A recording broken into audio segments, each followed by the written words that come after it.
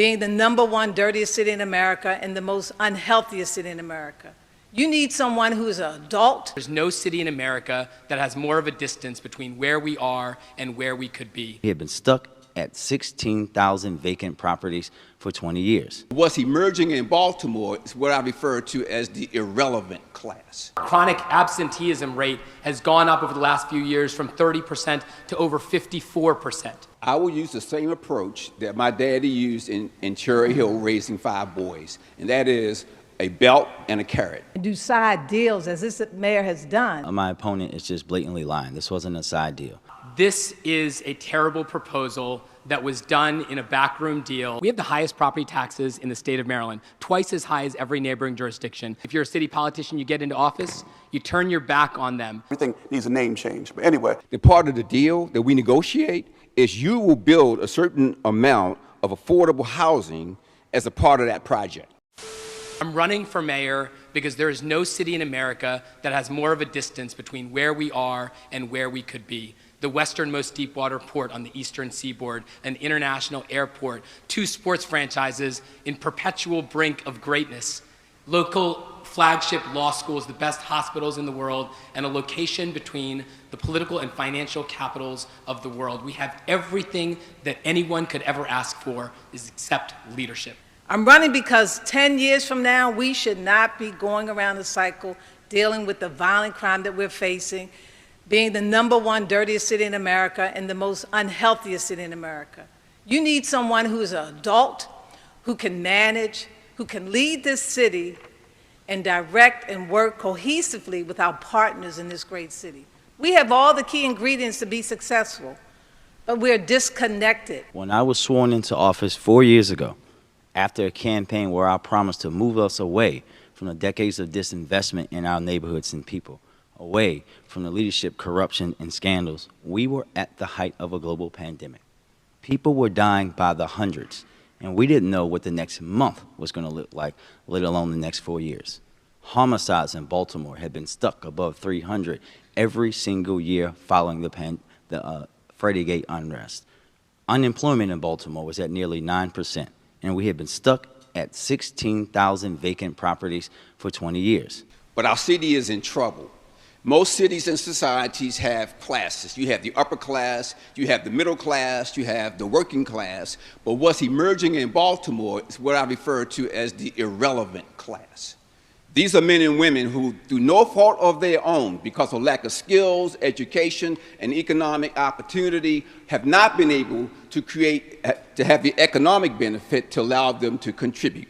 And so they struggle economically. You may wonder, why does that matter to me? Because every discussion we're going to have this afternoon either directly or indirectly ties to that particular group's plight. What will you do as mayor to try to deal with just the part that we need to really deal with at this point, juvenile crime? Look, there's no challenge more defining than juvenile crime. In the walls of Frederick Douglass High School, it is written, "It is easier to raise strong children than to repair broken men." Part of the solution is that our schools are failing. Our chronic absenteeism rate has gone up over the last few years from 30% to over 54%. That is something that we have to change. We have to get our kids back in our schools. But we also have to teach these young offenders that there are consequences for their conduct. We talk about statistics. Crime is down. I'm a prime example where crime went down 20 years below, and we were able to deal with juvenile crime, quality of life crime. Maybe some young people are not currently squeegeeing, but they're stealing cars versus squeegeeing in some cases. We need to work with juvenile justice, juvenile services. We need to work with the state's attorney's office and all of our public safety. But we have to go even deeper than that. We have to go back in what's happening in the home as well in the school. Any young person that's probably out there committing a crime is probably truant from school. We've got to take a holistic approach, and this is where community schools come in for me. We have to continue to build. We know that when I presented this comprehensive plan, it's the first time it had been done in Baltimore's history in 2021. We have to continue to grow that. We know that the state, our partners at the state, DJS, that my opponent just mentioned, is modeling one of their programs that is dealing with chronic youth offenders after my group violence reduction strategy. We're going to support them in the Thrive program. I am the mayor that has invested more in the public education of our Baltimore City public school students than anyone in history. I will use the same approach that my daddy used in Cherry Hill raising 5 boys, and that is a belt and a carrot. Daddy made it very clear. If you broke the rules, there were going to be consequences. It doesn't matter how old the person is. If they're old enough to commit the crime, they're old enough to do the time. Now, the idea is to provide them a foundation in which they make better choices. But let's be clear. Not only is the child to be held accountable, but their parents. Their parents also need to be held accountable, because we cannot have a city that allows this lawlessness to continue and to hurt our citizens. Do you support residential development at Harbor Place? And as mayor, will you commit city dollars for promenade improvements and street redesign as envisioned by the developer? I respect that Mr. Bramble has purchased the building. The city owns most of that property. My challenge is that there needs to be a balance. I do not want to see 900 apartments. I want to see a balance that we can attract residents as well as visitors to Baltimore. I also know that we have to look at what's happening 2 blocks away from the harbor, where it's died and dead on Calvert Street, Baltimore Street. So there's a balance. If we don't involve and engage the community to be a part of that process and do side deals, as this mayor has done, then we're not going to get what the community wants. First, my opponent is just blatantly lying. This wasn't a side deal. This happened through receivership in the court of law here in Baltimore City.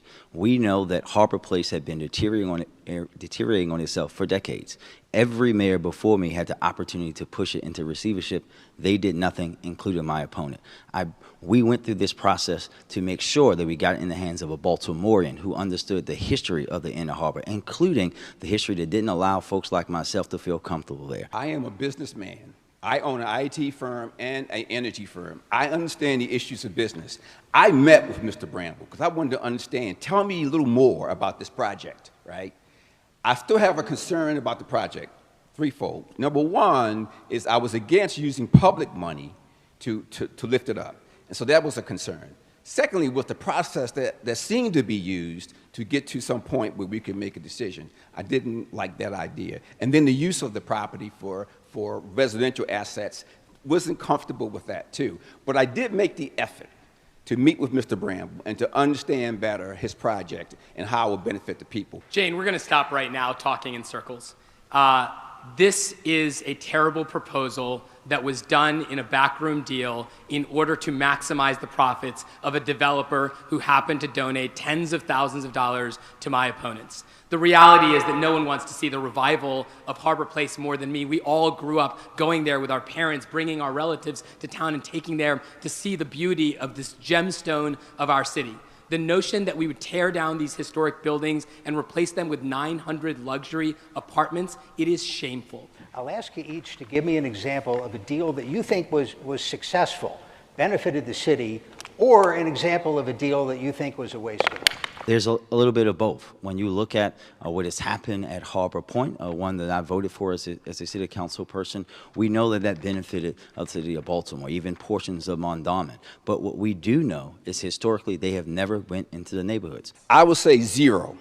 I would say 0 projects have benefited the people. Now, it depends upon how you define benefit. So if you're saying benefit to developers, if you're saying benefit to investors, if you're saying a benefit to people who live in the county but who come to the city to work and then go back to the county, great benefit. But you ask someone in East Baltimore or West Baltimore or Cherry Hill or Mount Winans, ask them if they've seen some benefit, and the answer is no. Bob is right.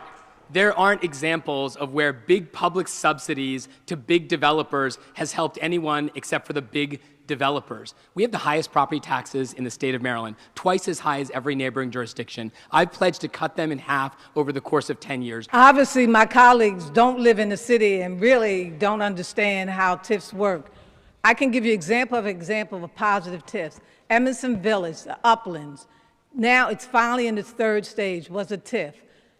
EBDI, East Baltimore Development, the people in that community were suffering with vacant properties. Now it's flourishing and people are starting to invest in that area. What is your background with organized labor and how you perceive them in your administration? In my administration, there will be a special cabinet position for organized labor.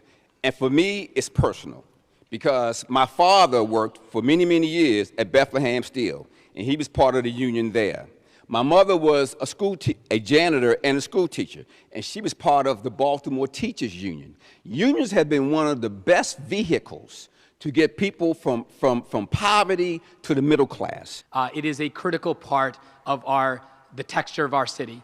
But let's be honest, even when we support unions in principle, even when we say it on the campaign trail, even when we get their endorsements, you know what we do? If you're a city politician, you get into office, you turn your back on them. Because if you look at the folks that are doing the work in Baltimore City, too often it's folks that live in Pennsylvania for companies that are headquartered in New Jersey and New York. They're the ones that win the procurement deals. I always collaborated and worked with unions. We have labor commissioners that are part of Baltimore City. The one thing that I did that was different from any other administration is I brought all the unions to the table, and I met with them monthly so we could communicate and make sure we could address the issues that impact those respective unions. As a former union member and the candidate on this stage who overwhelmingly is supported by unions in this election, I always stand with working class families and working union members. If you are elected mayor, and those of you on the stage, what would you do to use leverage that you have? They used to call them food deserts. Now I understand they're healthy food priority areas. Everything needs a name change. But anyway, what would you do to attract healthy food to places like Sandtown, Winchester, across the city? Look, I'm going to be the king of the concrete here, and with respect, C4, I'm still going to call it a food desert. The reality is that there are too many places in Baltimore that struggle with an inability to access healthy, fresh food. There are two things that we're going to do on day one. Number one proposal to make grocery stores profitable, and this is where you need a little bit of background in business, is to understand that grocery stores have razor-thin margins. But one of the ways that we can increase the profitability of those grocery stores in food deserts is allow them, as many other states have done, in food deserts specifically, to sell wine and beer. That ability to sell those products will dramatically increase their profitability. While we work in certain communities that are food deserts, we need to do a collaboration, and I'm going to create a housing authority that will create a development authority that's going to not only look at the vacant properties, but how we can attract amenities in those communities. But the first thing that we have to do is we have to deal with public safety in those neighborhoods. What we will do is continue the great work that we're already doing. We've been able to go and attract grocery stores. Everyone now knows that one's going to open right in the heart of East Baltimore after losing one and not having one for quite some time. Right across the street here at Northwood Shopping Center, we opened last year a brand new Lidl. There's another one coming on Bel Air Road. We all know how narrow the profit margins are for supermarkets, but it's also about that investment. We'll continue to do incentives. We'll continue to do everything that we can from city government to have the financial things that are needed there. So one of the things we have to do is two things. One is, as Mayor Wallace, we have to minimize the risk of the business investors. So as my opponents have said, it is a very thin margin business. So what the mayor has to do is have a program that puts capital aside to minimize the sharing the risk of these companies coming into these food deserts. How will you lead to increase the supply of affordable housing? I have a housing plan, and part of what we need to do, because the housing department right now is very dysfunctional, is to take the land bank concept, which I created years ago, but because of politics, it didn't happen. Odette Ramos has just introduced it. I want to create a neighborhood redevelopment authority. We don't need a land bank in Baltimore City. We have a housing department that has all those authorities. And in fact, in our vacancy plan that we unveiled again last December, we talk about a development authority that is already on the books that we're going to use to do that investment from the city, from the state, from the private, to take this work that has vacancies at its lowest point in 20 years now and escalating up to scale. I will use business in order to solve that problem, and here's how we're going to do it. So for every developer, every major project in the city that somebody wants to get approved, the part of the deal that we negotiate is you will build a certain amount of affordable housing as a part of that project. This is remarkable to me that people think that the vacant housing problem has gotten better in Baltimore. The way that politicians convince you of that is by misleading you about the statistics. It's true. We only have 13,000 vacant houses in Baltimore this past year. That's down from 14,000 vacant houses in 2015. But what city politicians don't tell you is that the number of vacant lots has gone up from 16,000 to 20,000. Will you commit to adding officers to the city police department? Yes, and he knows this and hear this from me, and we all should be reminded that they have approved the plan that we have for hiring and recruiting in Baltimore City Police Department. No question we have a gap in the number of officers. One of the biggest deterrents to crime is the presence of officers. So what are we going to do under Mayor Wallace? Number one, we're going to put in a program that will accelerate the entry of veterans into the BPD force. Secondly, we're going to negotiate financial incentives to bring back some of the retired officers for 1 or 2 years to allow me to build back up the force to where it needs to be. The year that we're celebrating last year, we have the second worst murder rate in America and the worst mass shooting in Baltimore history. That's what politicians are saying is a good year in Baltimore. Shame on them. We have to do a lot more, and it's going to require police officers. Truth is that the classes are getting smaller, smaller, and smaller. When I was mayor, we not only went and recruited in Puerto Rico, we followed Mayor O'Malley and brought officers from Puerto Rico, and we retained officers. The plan now is to deal with the morale issue, go back and get young officers that are retired, who were frustrated, who want to come back and help to train and bring them on contract. I want to create an apprenticeship program at the high school level to expose our young people, not only to police, but also fire and EMS. What will you do to lead the effort to have a more hands-on approach to our public education system that for years, many public officials in the city have said we can't do much about that? Great question. First of all, as mayor, I'm going to lean into education. I'm going to be the education mayor. Why? Because it's education which allowed me to get out of Cherry Hill to become a successful businessman who has created businesses and jobs and wealth. Secondly, we got to change the people.